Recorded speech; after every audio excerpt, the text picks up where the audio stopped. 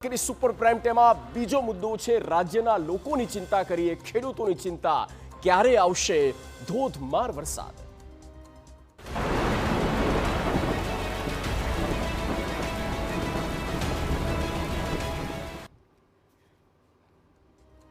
તો વરસાદનું ગ્રહણ એક તરફ ગુજરાતમાં ચોમાસું સક્રિય હોવા છતાં હજુ મન ભરીને વરસાદ થયો નથી।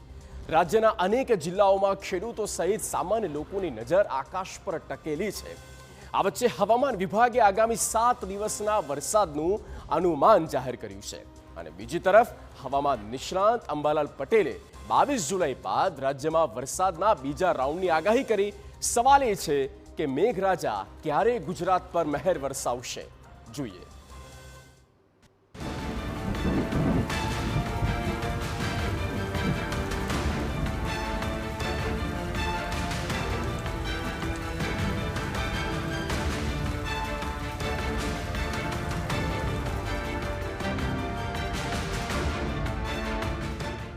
ગુજરાતના લોકોને એક જ ચિંતા,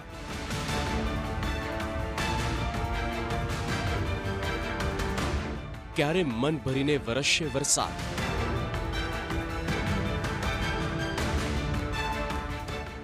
હવામાન વિભાગે આપી નવી તારીખ। ગુજરાતમાં ચોમાસું સક્રિય તો છે, પરંતુ હજુ રાજ્યભરમાં ધોધમાર વરસાદની સ્થિતિ જોવા નથી મળી। ત્યારે હવામાન વિભાગે આગામી 7 દિવસ રાજ્યમાં સામાન્ય વરસાદની આગાહી આપી છે। આજે દક્ષિણ ગુજરાતના અનેક જિલ્લાઓ માટે યલો એલર્ટ અપાયું અને માછીમારોને દરિયો ન ખેડવાની સૂચના આપવામાં આવી છે।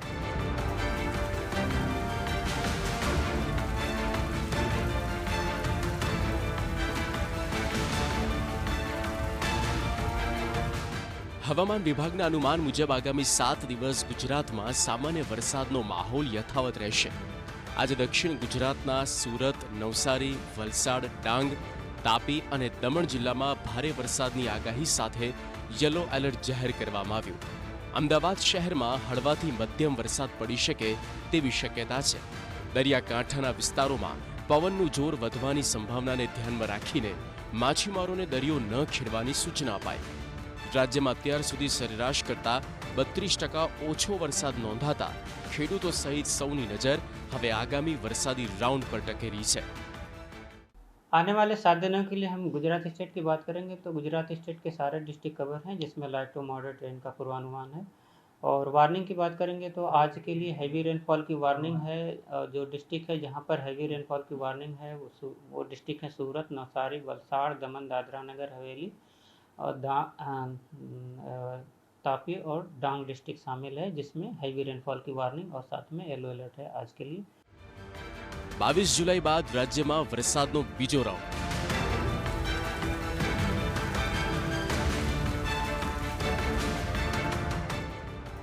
હવામાન નિષ્ણાંત અંબાલાલ પટેલની આગાહી।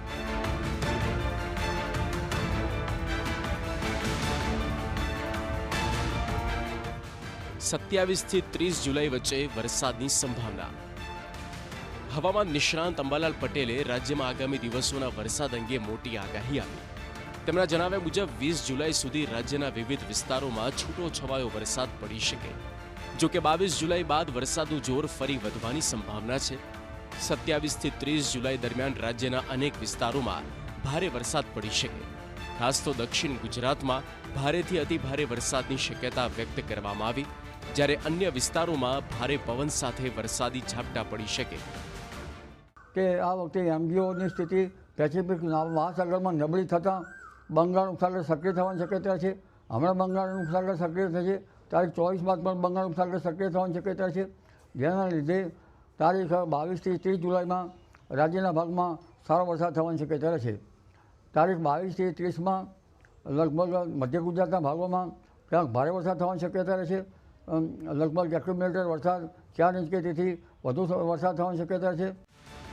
અંબાલાલ પટેલના જણાવ્યા મુજબ બંગાળના ઉપસાગરમાં નવી સિસ્ટમ સક્રિય થતાં ગુજરાતમાં વરસાદનું જોર વધશે।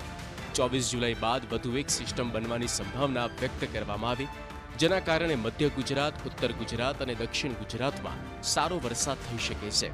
સાથે સૌરાષ્ટ્ર અને કચ્છના કેટલાક વિસ્તારોમાં ધોધમાર વરસાદની શક્યતા છે। કેટલાક વિસ્તારોમાં 3 થી 4 ઇંચ કે તેથી વધુ વરસાદ આવી શકે, જ્યારે અમદાવાદ અને ગાંધીનગરમાં હળવાથી ભારે વરસાદ પડી શકે છે.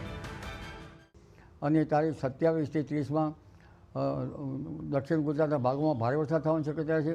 કોઈ ભાગમાં અતિ ભારે વરસાદ થઈ શકે. સૌરાષ્ટ્રના ઘણા ભાગોમાં વરસાદ થવાની શક્યતા છે. ઉત્તર ગુજરાતના ભાગોમાં પણ વરસાદ થવાની શક્યતા છે. મધ્ય ગુજરાતના ભાગોમાં પણ વરસાદ થવાની શક્યતા છે. કચ્છના ભાગોમાં પણ વરસાદ થવાની શક્યતા છે. હાલ તો રાજ્યમાં સામાન્ય વરસાદનો માહોલ યથાવત રહેવાની શક્યતા છે, પરંતુ 22 જુલાઈ બાદ બંગાળના ઉપસાગરમાં નવી સિસ્ટમ સક્રિય બનતા વરસાદનું જોર વધે તેવી આગાહી છે. એટલે જુલાઈના અંતિમ સપ્તાહમાં ગુજરાતના લોકો અને ખેડૂતોને મન ભરીને વરસાદની લાંબા સમયથી રહેલી રાહ પૂરી થાય છે કે નહીં તેના પર સૌની નજર છે.